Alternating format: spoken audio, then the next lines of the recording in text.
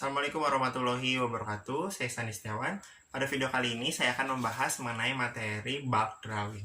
Nah, lalu apa sih yang dimaksud dengan bulk drawing itu? Bulk drawing merupakan suatu proses pembentukan logam dengan cara ditarik melalui suatu cetakan atau dies.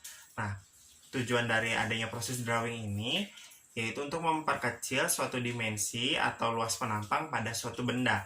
Perbedaan yang sangat signifikan antara drawing dan ekstrusi, walaupun ekstrusi memiliki tujuan yang sama, yaitu untuk memperkecil luas penampang suatu material, namun terdapat pula perbedaan yang signifikan antara keduanya. Apabila drawing, dalam prosesnya harus melalui beberapa proses hingga mendapatkan suatu luas penampang yang diinginkan. Sedangkan untuk ekstrusi itu cukup hanya satu kali proses saja. Untuk bendanya sendiri dalam proses drawing ini seperti yang kita sering lihat sehari-hari, yaitu seperti tembaga pada kabel ataupun bisa berbentuk seperti silinder seperti itu. Nah, untuk pengecilan diameternya sendiri pada proses drawing ini biasanya suatu material akan mengalami pengecilan pada setiap prosesnya itu sebesar 45%.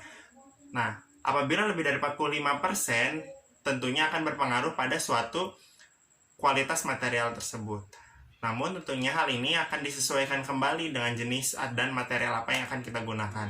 Karena seperti yang kita ketahui, setiap material tentunya pasti memiliki sifat dan karakteristik yang berbeda-beda. Nah, untuk cetakan yang digunakan dalam proses drawing ini tentunya harus lebih kuat daripada benda yang akan dicetak atau material yang akan dicetak. Nah, untuk kekerasannya sendiri yaitu mencapai 60-65 Hz dengan sudut cetakan yaitu 6-16 derajat. Seperti itu. Untuk variabel yang berpengaruh dalam proses drawing ini yaitu ada beberapa, seperti pengecilan diameter, sudut pada cetakan, kecepatan drawing, serta ada yang disebut dengan gesekan antara cetakan dan juga material yang dikerjakan seperti itu. Nah, proses drawing sendiri dibagi menjadi beberapa macam, ada yang disebut wet drawing.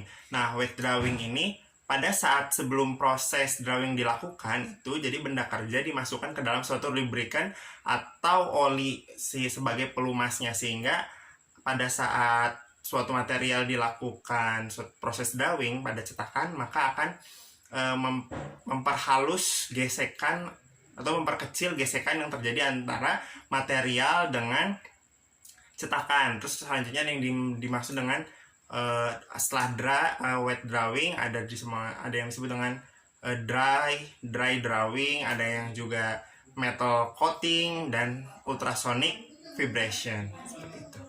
Nah, untuk jenis drawing sendiri itu dibagi menjadi beberapa macam ya.